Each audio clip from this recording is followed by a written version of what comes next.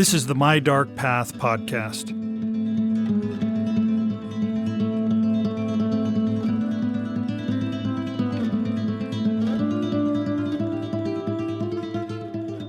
I remember the moment when I realized I was in trouble. I'd been skirting the outside of a large open-air market in Sao Paulo, Brazil. I'd wanted to find a section that I'd been told about before diving into the mass of people who were shopping. I thought I was being smart, avoiding the risk of being pickpocketed. But more likely, I was like a mouse, foraging on the forest floor while a hungry snake watches over, waiting for the right moment to strike. By the time the mouse realizes he's being stalked, it's too late to escape. The strike was sudden. One blow to my neck, surprising me, another blow hitting my leg, causing me to stumble.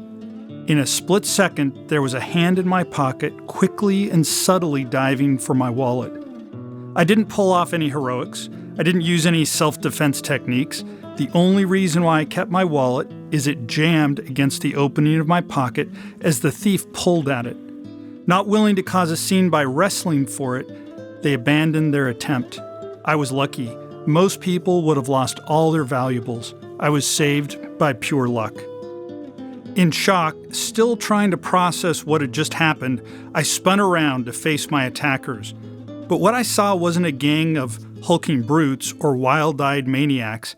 It was just three teenage boys strolling along carelessly and innocently, not even looking at me. I remember yelling, but I still can't remember what, and I didn't exactly have a plan for this situation. But of course, their casual demeanor and my yelling made it seem like I was the crazy one. The more I recovered from the adrenaline of this moment, the more I appreciated the artfulness of it. They had observed me, determined in advance which pocket held my wallet. They coordinated the moment of the strike, each taking a role, and then deciding how they would vanish into the crowd as instantly as they struck me. This wasn't a crime of brutality. This took practice, planning, and coordination. As I've reflected on the experience, I started to wonder about the talent that can be found in the criminal world. Now, I'm not here to excuse or condone burglary or any type of crime. Doing something illegal with flair and aplomb doesn't suddenly make it legal. Yet, all over the world to this day, people are pulling off crimes that demonstrate skills, imagination, and daring that would make them wildly successful in other fields, if only they choose to pursue them. In this episode of My Dark Path, we're examining what it takes to pull off a truly audacious crime and what might have motivated the thieves behind them.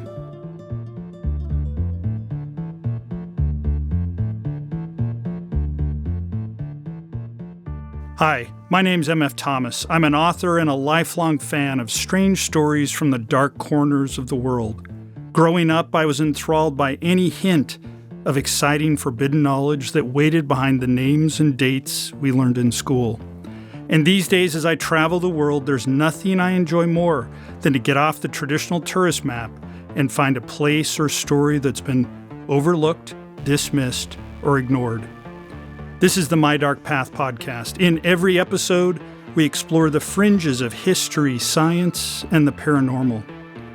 What's unique about My Dark Path? Every topic, every destination is a place I've explored in person during my travels. This podcast isn't a retelling of a Wikipedia article. Instead, we explore unique topics that will intrigue and excite, and every once in a while, send a shiver down your spine. And so if you geek out over these topics, you're definitely among friends here at My Dark Path. And please stay in touch. Send me your emails at explore@mydarkpath.com. I'd love to hear from you. And to see content related to every episode, be sure to visit mydarkpath.com. And when you're there, register for the My Dark Path newsletter. You'll be entered to win a great drawing for an interesting item from our own cabinet of curiosities. We do that drawing every month. Thanks so much for listening, and let's get started with this week's episode, More Than the Money.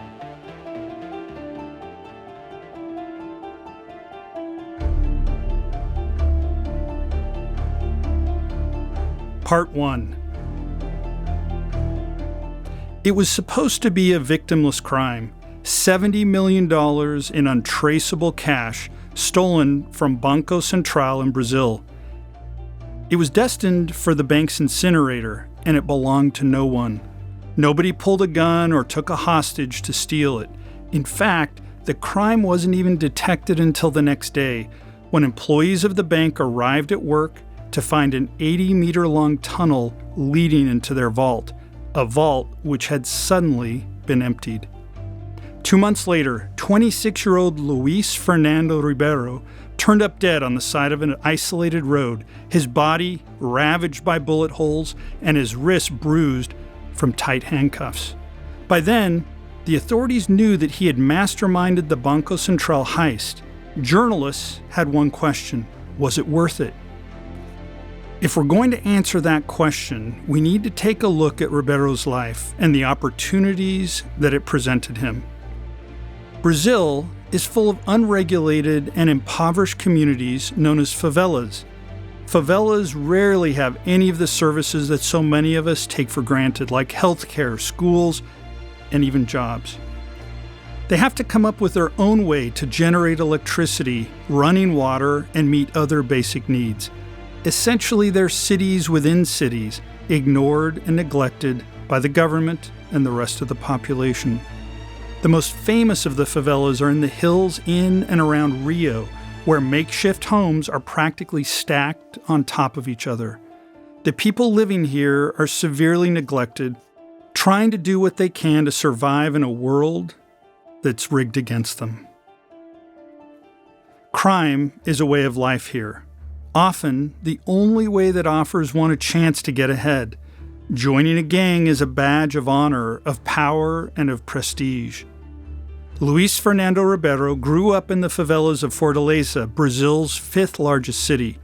The largest favela in Fortaleza, Bom Jardim, is home to 20,000 poor Brazilians. It sprouts up on the edge of a literal garbage dump. Some days, locals can dig up food or even drugs from the dump, or maybe something else of value that they can sell. Every day, they breathe in the toxic fumes of rotting waste. This was Ribeiro's world. He would have spent his childhood stepping barefoot over dirty needles and lumps of trash, told to stay inside when the streets got too crowded with guns and drugs. But no one can stay inside for forever, and sooner or later he was bound to enter those streets himself, looking for safety and maybe an opportunity to escape. Ribeiro got into the drug trade as a young man, and he moved up quickly. He had killed a number of people in this line of work, which is a signifier of success. Still, Ribeiro seemed like he had a chance to do something else.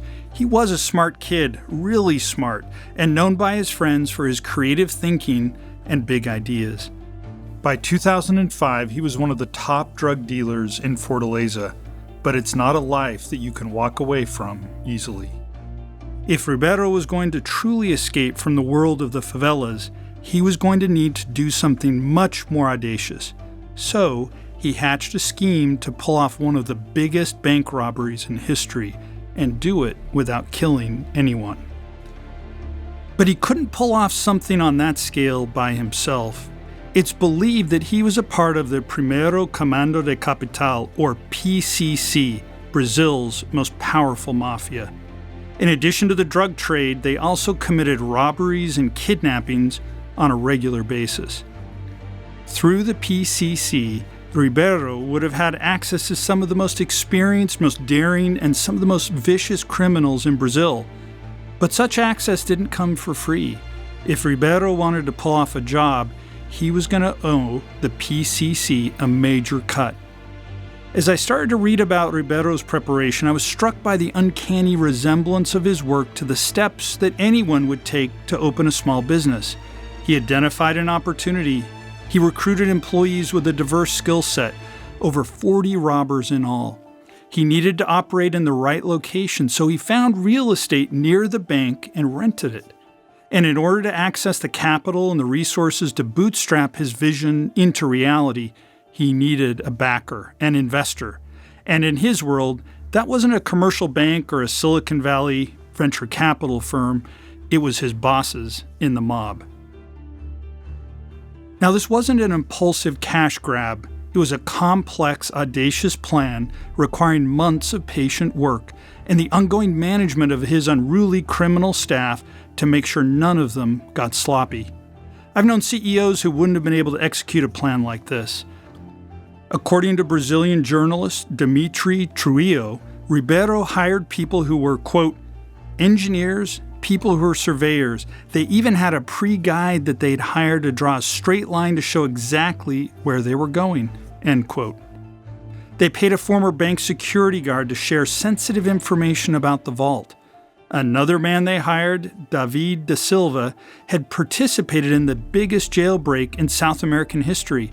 He dug a tunnel that led to the escape of 108 prisoners, including himself. The team gave each other cartoonish nicknames like the German and the Tortured. Da Silva naturally was known as the Big Digger. For headquarters, Ribeiro needed to get close to Banco Central so that they could dig a tunnel long enough to reach it. He also needed a cover for their activities so that they could blend in with the rest of the neighborhood, innocent enough that no one walking past it would think twice. So they settled on a residential house about a block away from the bank. The lease was under the name of Paul Sergio de Souza. They disguised the residence as a landscaping company. It sat beside a rundown motel owned by a man named Marcos, who, like most people in the area, wasn't a stranger to the world of crime and drugs. After the heist, he shared his memories with reporters of a time when, quote, a guy named Paulo Sergio turned up in a van and the place stayed empty for 15 days. Then he brought some workers and put up the awning and opened up his artificial lawn business, end quote. Marcos didn't think much of it at the time, but he wasn't in the market for a new lawn. Ribeiro's gang exercised extraordinary discipline in maintaining their disguise. Their van was painted with the landscaping services logo. They covered the lawn with synthetic grass and kept it neat and orderly. They made hats with the company logo and placed ads in the local paper. They even went door to door, introducing themselves to their neighbors. Now, landscaping was the perfect facade for these robbers. They needed an excuse to be seen with all these mounds of dirt that surfaced as they dug their tunnel. And the ruse worked, even when some of the members of the gang had trouble keeping their secret. Marcos remembered, quote, the one who was being very friendly to everyone around here was named Paulo Sergio.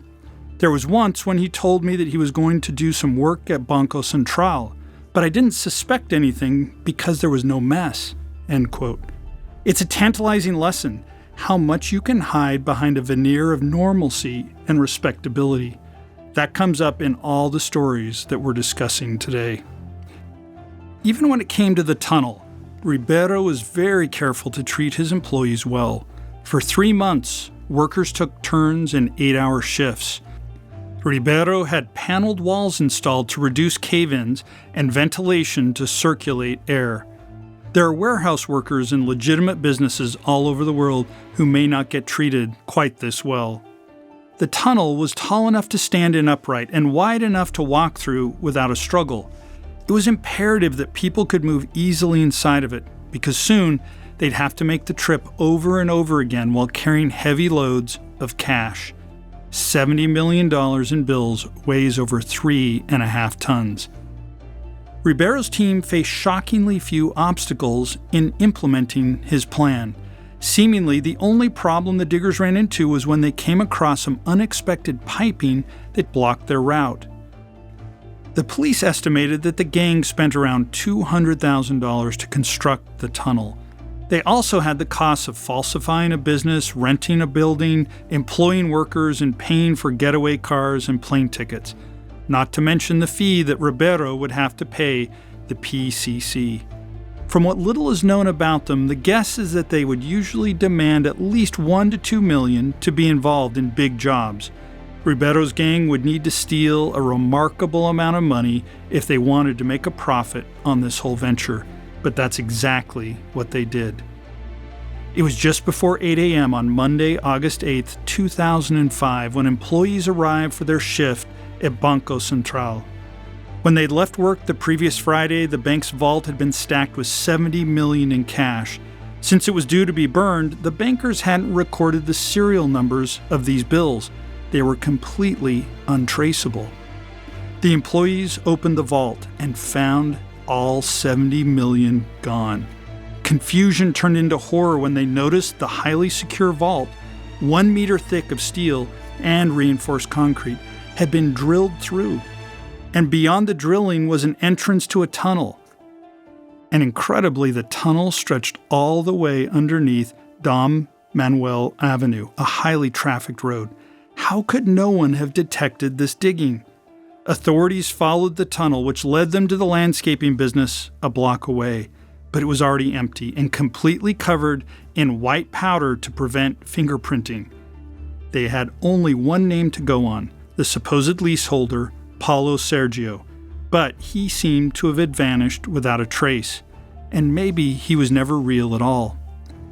The plan had worked perfectly, but the aftermath turned out to be a disaster. With such a large team necessary to pull off the job, many of the robbers couldn't resist the chance to enjoy and flaunt their wealth.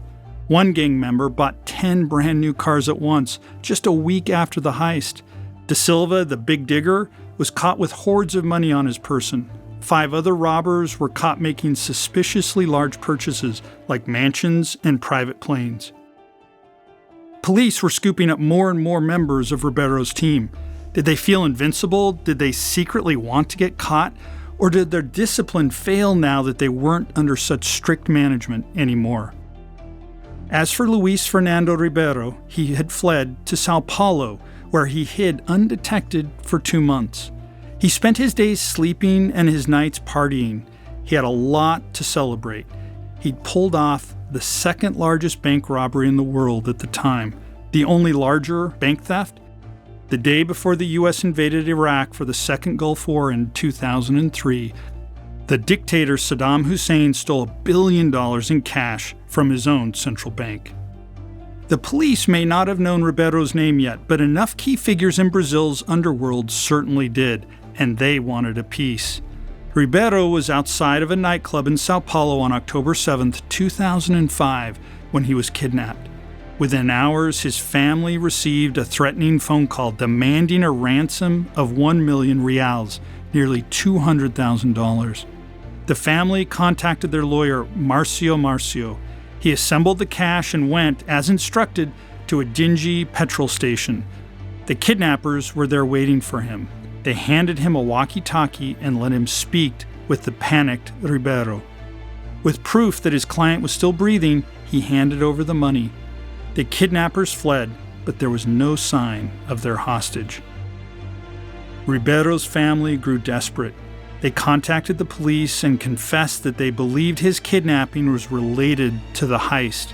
The police agreed that it was definitely because of this robbery, but they could not find any leads, and 2 weeks later, the body of Luis Fernando Ribeiro, the second greatest bank robber in history, turned up on the side of a road hundreds of miles away. He'd been shot 7 times. Since the burglary, 8 arrests have been made, far short of the dozens of employees Ribeiro assembled, and of the 70 million, only 8 million was ever recovered. Some of Ribeiro's former team got back together for a sequel, targeting a Banco Central in Sao Paulo in 2011. This time, they dug a tunnel 2,000 feet in length with a goal of stealing as much as $900 million. But they were caught before they completed the crime. Many of them had been watched closely by the police ever since their heist in 2005. So, if Ribeiro's ultimate goal was to escape a mean and doomed life in the favelas of Brazil, whether or not he achieved that goal depends on your point of view. Given the world he operated in, dying of old age was a long shot, and I'm left wondering, what would he have done if he'd grown up in a more stable community, received an education, and perhaps had the opportunity to put his incredible skill and vision and intelligence to work? We'll never know. But even if he didn't live to spend the money, even if his time on Earth came to a cruel and brutal end, for one brief moment, he got to show the world his true potential.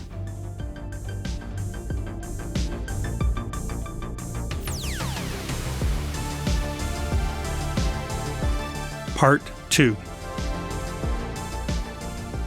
I mentioned that $70 million in cash weighed 3.5 tons and sat behind a foot of steel-reinforced concrete.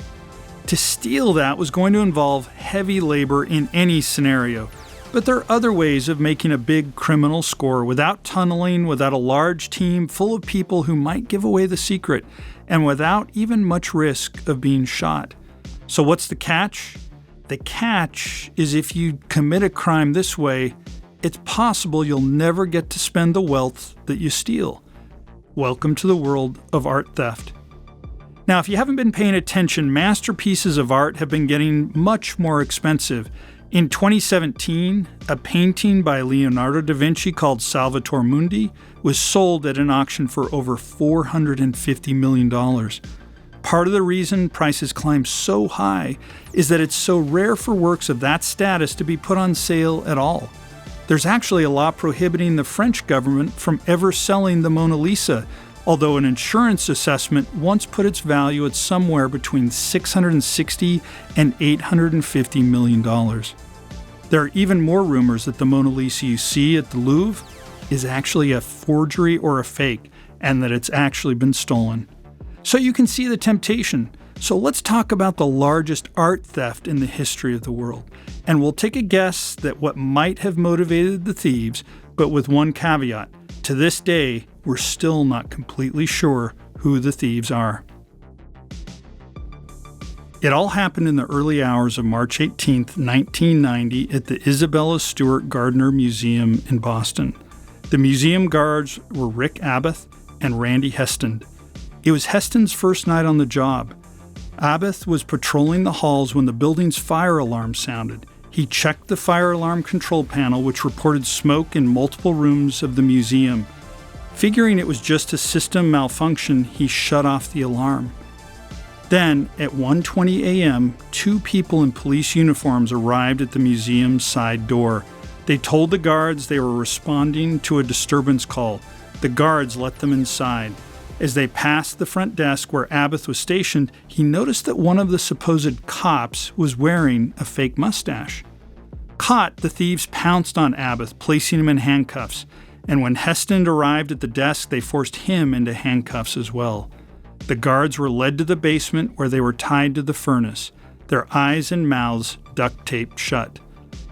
The thieves examined their wallets and noted their addresses and warned them not to tell the police a word. They promised the guards that if they complied, they'd receive a reward in 1 year's time.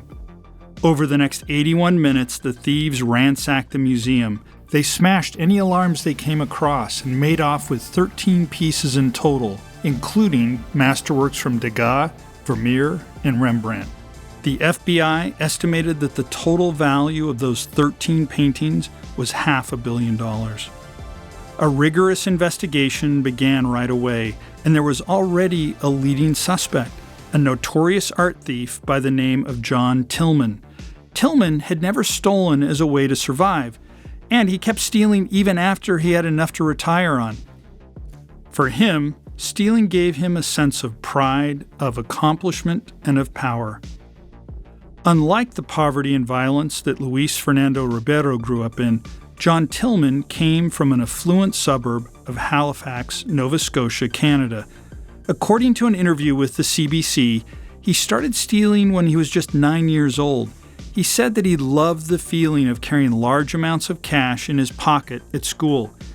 He estimated that by the age of 12 he had collected $1,000 or $2,000. He explained that it was, quote, acquired through savings, wheeling, dealing, and stealing. Whatever I had to do to get it, end quote. By the time he was a teenager, he'd become interested in fine art, and he had already successfully robbed museums across Nova Scotia by the time he was 20. Tillman attended college at Mount St. Vincent University, and like many college students, spent most of his time at the library. But he wasn't studying for finals. He was focused on something else, a passion project. Sitting on display in a locked glass bookcase was a rare first edition copy of Charles Darwin's book On the Origin of Species, and Tillman was determined to take it. He hadn't quite prepared himself for a job of that scale, though, and decided that he needed more practice. Only years later, after successfully committing hundreds of other thefts, Tillman returned to his alma mater and successfully stole Darwin's most famous work, along with 30 other rare books in the university's collection. The book was worth hundreds of thousands of dollars, but Tillman knew that he wouldn't ever see that much on the black market, and he settled for a small $31,000. But it didn't matter. To him, the thrill was the reward. Each heist was an intense, high-risk game. He referred to his robberies as missions, as though he were starring in an action-packed heist movie. That idea isn't actually much of a stretch. He was an expert manipulator and planner, often using elaborate disguises, including custom props and accessories, in order to get museum officials to trust him. On certain occasions, John Tillman even invited family members to join him. I guess he enjoyed the experiences of stealing so much that he wanted to share it with the people closest to him. Later on, when he was asked about the theft of a 200-year-old watercolor from the Nova Scotia legislature, Tillman recalled, quote, "This is one of my favorite heists because it employed my mother and it went very well. What we did is we dressed up as maintenance people on that thing with overalls, caps, names on our jackets, and we also had radios clipped to our belts. So we had a van parked outside for the occasion and a telescopic ladder-type device, and we went in and we pretended to be maintenance people." End quote. John Tillman took his operation around the world, and joining him to round out the team was his wife, a woman he'd met in Moscow named Katya Anastasia Zeskova, along with her brother Vladimir. John, Katya, and Vladimir pulled off art heists across Europe, the Middle East, Africa, and South America. They had a well-practiced routine. Vladimir would hack into a museum's security systems and disable the alarms. Katya would cause a distraction, and Tillman would steal the art. Tillman was known to law enforcement. He'd been arrested for making obscene telephone calls and threats, but he had yet to be convicted for any of these high-stake burglaries. After completing literally hundreds of them, Tillman felt invincible and, in his own words, a little cocky. His narcissistic tendencies, his belief in his own invincibility, meant that he couldn't stand to have his brilliant achievements be a secret forever. He would tell boastful stories about his heists to just about anyone who would listen. In 2008, he actually invited a local Halifax magazine called Homes, Etc. to feature his home in their home decor section. And his home was filled with stolen art and antiques. When asked by journalists if this invitation was him asking to get caught, Tillman replied, quote, "That was a part of the thrill, part of the adrenaline rush that I would get. I'm not going to deny that." End quote. Finally, in January of 2013, police officially raided his home. Inside, they found over 10,000 pieces of stolen art and artifacts. He had an absolute treasure trove, even including a letter written by George Washington priced at $1 million. It took police over 3 years to catalog all the works they recovered, but those 13 paintings from Boston, they weren't there, and he never mentioned them. There are rumors that he had stashes of stolen loot, but John Tillman died on December 23, 2018, without ever confirming if he had robbed the Gardner Museum. At the time of his death, he'd been working on a deal to have a book and a movie made about his criminal career, an attention seeker to the end. Meanwhile, the police had another suspect in the case, a man named Bobby Donati. Donati was a member of the Patriarca crime family, better known as the Boston Mafia. Donati had conducted multiple art heists before the Gardner Museum was robbed. The police had a theory that Donati may have stolen the art for a kind of ransom. He'd had a friend in prison, Miles J. Connor, and the police thought that Donati might have stolen the works in order to exchange them for Connor's early release. In the year following the heist, friends reported that the usually outgoing Donati had become reserved and anxious and rarely left the house. He told people that he believed he was being followed. Then, on September 21, 1991, he was kidnapped. 3 days later, his body was found in the trunk of a Cadillac, his throat slashed and his head bashed in. He'd also been stabbed over 20 times. This immediately takes me back to the kidnapping and gruesome murder of Luis Fernando Ribeiro. Whatever the circumstances were that led to the killing of Donati, it was clear they were connected somehow to the life of crime and corruption that he'd been leading. But he too died without ever confessing involvement in the Gardner heist. The museum has offered a $10 million reward for information leading to the recovery of the 13 paintings, but to this day, none have ever been recovered. Anthony Amore, Director of Security and Chief Investigator at the Gardner Museum, told reporters that his biggest fear is that the works are now hiding in plain sight, that if you saw one outside a museum, you might not know how valuable it is. He says, quote, "I have this nightmare that some investigators over the 30-year period might have been doing a search in someone's home somewhere, looking for drugs or money or guns, but they don't know what these paintings look like." End quote. Amore has reasons to be afraid. Frenchman Stephanie Bressweiser stole 239 artworks between 1995 and 2001. And when he was finally caught and arrested, his mother panicked. She wanted to protect her son, so she shredded as many of the paintings as she could get her hands on, shoving the fragments down the garbage disposal. One Swiss police officer remarked, quote, "Never have so many masters been destroyed at the same time," end quote. So who's to say that the 13 Gardner pieces didn't suffer the same fate? It fascinates me that the two leading suspects in the Gardner heist could have such wildly differing motives. For one, it would have been about ego and the thrill of danger. For the other, it would have been about power and leverage. And the estimated value of those paintings, $500 million, wasn't even the most important factor to either of them. And perhaps that's the most fascinating part of all.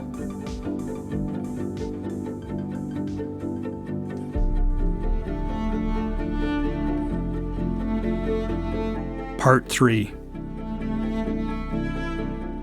As Luis Fernando Ribeiro knew, you can get your hands on untraceable cash, but it can take up a lot of space. And as John Tillman could have told you, a painting can pack a lot of value into very little space, but then it's hard to sell it once you've stolen it, so it's not a great way to make money. If you want something really portable, something you could fence for a lot of money, you could follow the example of Italian con artist Leonardo Notobartolo. His specialty? Diamonds. The world's most valuable jewels and uncut gems are usually kept in vaults underneath the earth. They're harder to get into than a bank vault, and people who own them have more resources to hunt you down than the mob. The profits could be gigantic, but the challenges are greater than any we've talked about so far. To even plan a plausible jewel heist takes a true visionary, someone who combines the kind of audacity and genius that could disrupt industries. Let's take a trip to the town of Antwerp, the beautiful city at the heart of the Flemish northern region of Belgium. It's got a mild climate, a rich legacy of producing master painters like Rubens and Van Dyck, and the largest, richest, and most famous diamond district in the world. High-end jewelry shops, some of whom have been in business since the Middle Ages, stretch out over a mile through the city. 84% of the world's rough-cut diamonds pass through Antwerp for cutting and polishing. That means that billions of dollars worth of diamonds move around this 1 mile area, and great measures are taken to protect them. Elaborate alarm systems, locks with over 1 million possible combinations, seismic sensors, and infrared heat detectors. In theory, break-ins should be impossible. But on the weekend of February 15th and 16th, 2003, Leonardo Notobartalo proved that they are not. I don't know what's more remarkable, the scheme he pulled off or the tiny, mundane, and oh-so-human mistake that ruined it all. Notobartalo committed his first robbery at the age of 8, stealing jugs of milk from his neighborhood milkman, and from there he never looked back. Like John Tillman, he was addicted to the rush that stealing gave him. He grew into an expert thief, and he escalated his targets from milk jugs to cash and diamonds. He often traveled from Italy to Antwerp, where he would pawn off diamonds he'd stolen elsewhere. But seeing all the wealth in the diamond district, he fantasized about the ultimate jewel heist, and in 2003, he got to work making his dream a reality.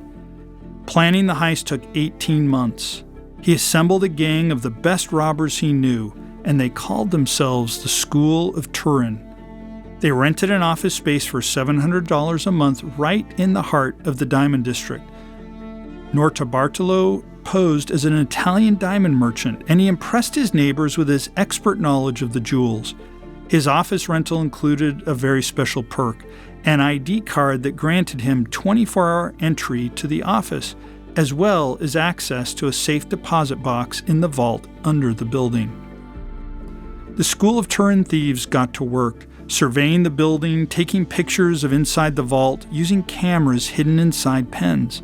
They even managed to install a hidden camera above the vault's doors, which they used to observe the guards as they entered the vault's door combination and to study the shape of the vault key so that they could make a duplicate. The camera's signal couldn't reach the surface, so they hid a sensor inside a fire extinguisher in a nearby storage room and retrieved the footage from it regularly. The day before the heist, Notarbartolo used his ID to enter the vault. He used hairspray to disrupt the thermal motion sensors. The guards were right there and didn't even notice. The sensors went offline for several hours, giving his team time to dismantle them later. The next day, Notarbartolo waited in a getaway car where he listened to a police scanner. Meanwhile, his gang, equipped with rubber gloves to avoid fingerprinting, picked the lock to an office building adjoining his. The two buildings were linked by a garden that did not have any cameras, so they could enter their own building without being seen. They used a ladder to climb onto a balcony in the garden, but this balcony was also monitored by an infrared sensor. The robbers blocked it with a homemade polyester shield and then disabled the alarms. They were in. They covered the security cameras with black plastic bags. This allowed them to flip on the lights without the cameras noticing. The vault was also protected by a magnetic lock armed with two plates. If opened, the magnetic field would be triggered, sounding the alarm. But the School of Turin was prepared. They attached a custom-made aluminum plate to the vault door and used it to pivot the magnetic field out of the way. It was almost going too smoothly. They even found the original vault key inside a utility room, which made their carefully crafted duplicate unnecessary. Inside the vault, they turned off the lights to avoid triggering the light sensors. One robber had memorized the exact number of steps from the vault door to its security panel, where he rerouted the electrical circuit, cutting off the sensors completely. And, as an extra precaution, they used styrofoam boxes and tape to block the heat and light sensors. They drilled through the locks on every security box within the vault. Then they emptied the loot into duffel bags and brought them out to Notobartolo's car. No alarms, no witnesses, and no mistakes. Just diamonds, jewelry, gold, and silver. The merchants estimated the loss at over $100 million. Their destination was France, where they intended to burn their plans and any other evidence, but here is where the smallest, most human detail that wasn't a part of the master plan sealed their fate. It was a long drive from Belgium to France, and the thieves had worked up an appetite. They stopped at a local grocery store for sandwiches before continuing the drive. But then they became paranoid about carrying so much evidence with them across the border, so they changed plans and discarded all the duffel bags of evidence in a cluster of trees on the side of the road. And they forgot that inside of one of the bags was a receipt from the grocery store. The police located the evidence the next day and used security camera footage from the grocery store to track down the entire gang. The School of Turin was arrested just days later, but the majority of the loot was already transferred out of their hands, and to this day, most of it still hasn't been recovered. Leonardo Notobartalo was found guilty of masterminding the heist and sentenced to 10 years in prison. He was released early in 2009 but returned to prison in 2013 for parole violations, and he was finally released in 2017. All that wealth, all the expertise, and the planning that took to get this robbery done became undone because of a sandwich. We've all been known to make bad decisions when we're hungry, but I don't think I've ever heard of a bigger blunder than this one. Notarbartolo now claims that he was hired to do the job by a diamond merchant, that the value of the jewels he stole was wildly overinflated, and that it was all a scheme to commit insurance fraud. Does that explain the incredible good luck his team had right up to the moment that they bought those sandwiches? Was he really just a contractor putting his skills to work for someone else's profit-making venture? The claim is dubious to say the least, but it's interesting to me that at the moment when he became well known as a criminal, he no longer wanted the credit. Maybe for him, the challenge was everything.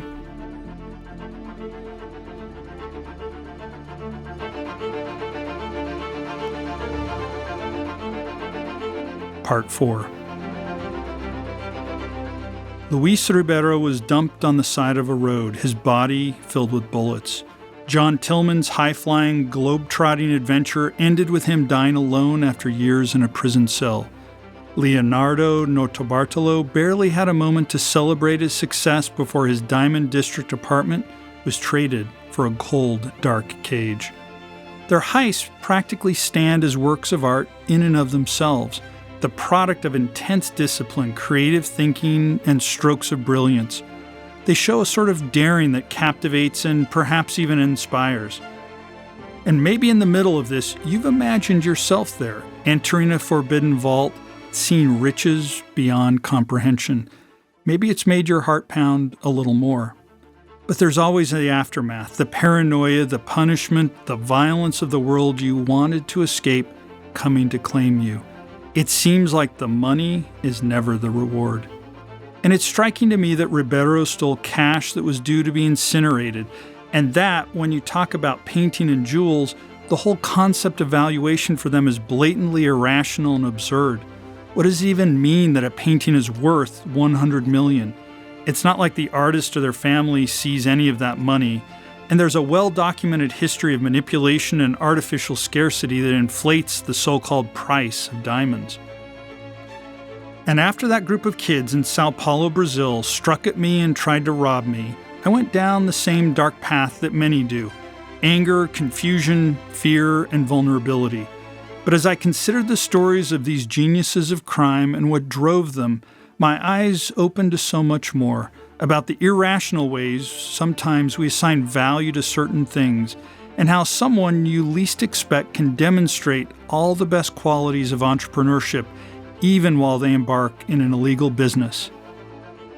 I don't hate those kids for what they did, but I've learned a few things about walking through marketplaces and protecting my wallet. And every so often when I'm in a museum, I'll look at a painting on the wall and, I admit, I get a little thrill by asking myself, what if?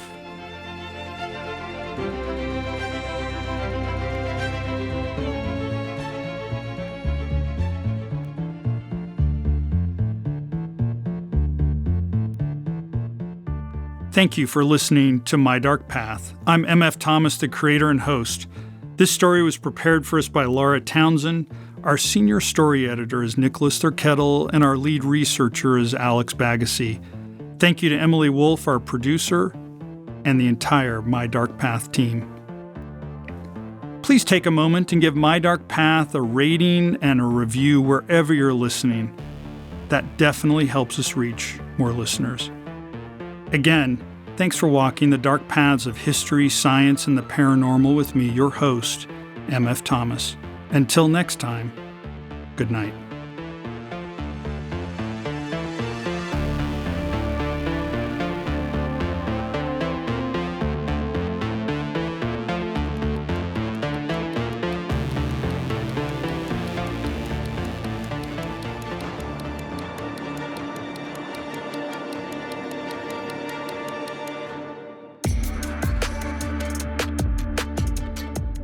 After this, there is no turning back. You take the red pill, You stay in Wonderland, and I show you how deep the rabbit hole goes. Follow the white rabbit. What animal is featured on the modern 2 real bill? What animal is featured on the modern 2 real bill?